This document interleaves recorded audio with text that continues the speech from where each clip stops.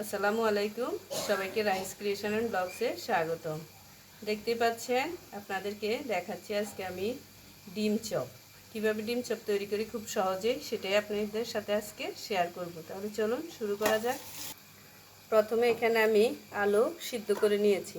এখন একটি কাপ দিয়ে আলুগুলো ভালোভাবে ম্যাশ করে নিচ্ছি। আর আপনাদের কাছে ম্যাশার থাকলে সেটা দিয়েও ভালোভাবে ম্যাশ করে নেবেন। আলুগুলো ম্যাশ করে নিয়েছি। এখন এখানে দিয়ে দিচ্ছি একটু চিকেন মশলা। এখন দিয়ে দিচ্ছি লবণ। এখন এখানে দিয়ে দিচ্ছি আমি ম্যাজিক মশলা। এটা অবশ্যই দেওয়ার চেষ্টা করবেন, তাহলে আমাদের ডিম চপটা খেতে অনেক বেশি সুস্বাদু হবে।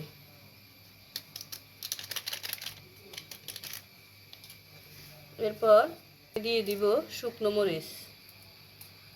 আর চপে কিন্তু কাঁচা মরিচের চেয়ে শুকনো মরিচ খেতে বেশি ভালো লাগে, কিন্তু এটা আমাদের গ্যাসের প্রবলেম করে, সেজন্য সবসময় না দিলেও হবে, কাঁচামরিচ দিয়েও সেটা করতে পারবেন। তবে শুকনো মরিচ দিলে টেস্টটা অনেকাংশেই বেড়ে যাবে।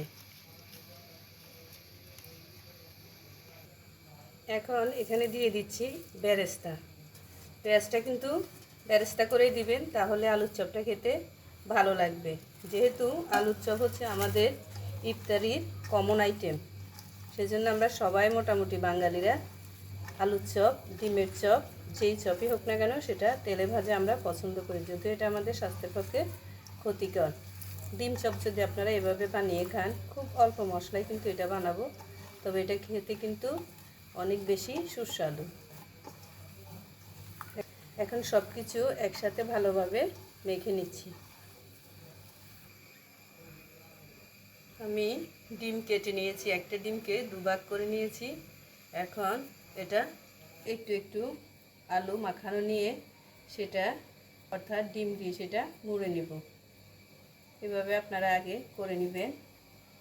এখন এটা হাতের তালুতে রেখে তারপর ডিমটা এভাবে দিয়ে দিচ্ছি।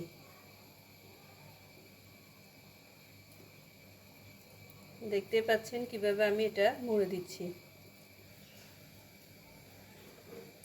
এভাবে ডিমের শেপে করে নেবেন।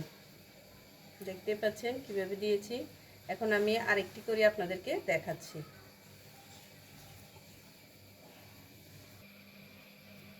এখন আবারও আমি আরেকটি করে নিব আলুর চপ। এটা কম বেশি সবাই পারেন, তারপরে আপনাদের সাথে যারা নতুন রাঁধুনি আছে তাদের জন্য এটি আমি শেয়ার করলাম।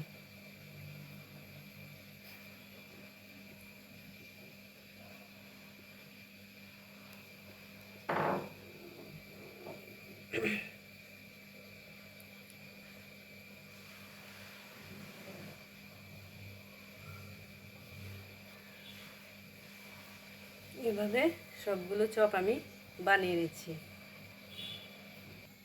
আমি এরকমভাবে সবগুলো চপে শেপ দিয়ে নিয়ে নিয়েছি। এখানে আমি কিছু ব্রেড ক্রাম্ব নিয়ে নিচ্ছি। এখন একটি ডিম ফেটিয়ে নিচ্ছি, দিয়ে দিচ্ছি একটু লবণ।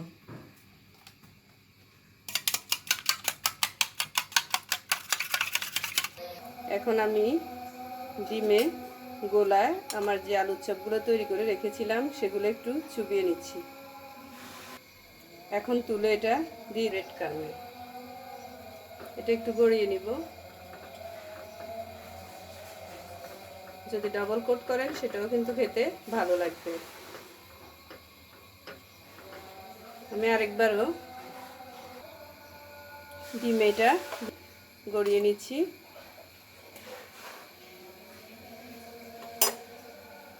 এরপর আবারও এটা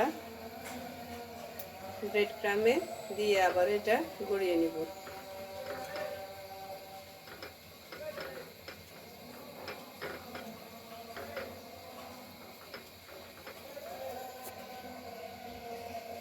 এখন এটা থেকে ব্রেড ক্রাম্ব একটু ঝরিয়ে নিয়ে আমি আগে থেকেই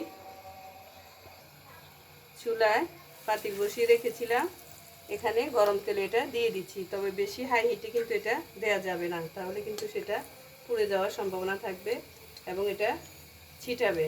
আপনারা ডিম আছে কিন্তু চপটা ভেজে নেবেন, তাহলে সেটা বেশি ভালো লাগবে। আর আমার রেসিপি যদি আপনাদের ভালো লাগে প্লিজ আমার চ্যানেলটা সাবস্ক্রাইব করবেন এবং পেজ থেকে দেখে থাকলে একটা ফলো, লাইক এবং শেয়ার দিয়ে রাখবেন। এরকম সুন্দর কালার আসলে এটা তুলে নেবেন। এটা কিন্তু ভাজতে বেশি সময় লাগবে না, এটা এমনিতেই মসমসে, অর্থাৎ উপরটা হয় ক্রিস্পি, ভেতরটা হয় সফট। এটা খেতে কিন্তু অনেক বেশি মজা হয়। আপনারা অবশ্যই বাসায় একবার হলে এটা ট্রাই করবেন। এখন আমি এটা তুলে নিচ্ছি। দেখতেই পাচ্ছেন সুন্দর একটা কালার এসেছে। এ পর্যায়ে আমি এটা তুলে নেব। একইভাবে আমি সবগুলোই এভাবে ডিমে গোলায় চুবিয়ে এগুলা কোট করে নিচ্ছি এবং ভেজে নিচ্ছি। দেখতে পাচ্ছেন আমি কিন্তু ডিম আগুনে আমার সবগুলো চপ ভেজে নিয়েছি। বেশি আগুন দেয়া যাবে না, তাহলে কিন্তু চপের কালার সুন্দর আসবে না। এরকম ব্রাউন কালার হলে সেগুলো তুলে নিতে হবে। এই যে দেখতেই পাচ্ছেন সুন্দর একটা গোল্ডেন ব্রাউন কালার এসেছে। আমি এখন এক চপটা তুলে নিচ্ছি। সবগুলোই আমার এভাবে ভাজা হয়ে গিয়েছে, এভাবে আমি ভেজে নিয়েছি। আমি সবগুলো চপ এভাবে ভেজে নিয়েছি, দেখতে অনেক সুন্দর হয়েছে।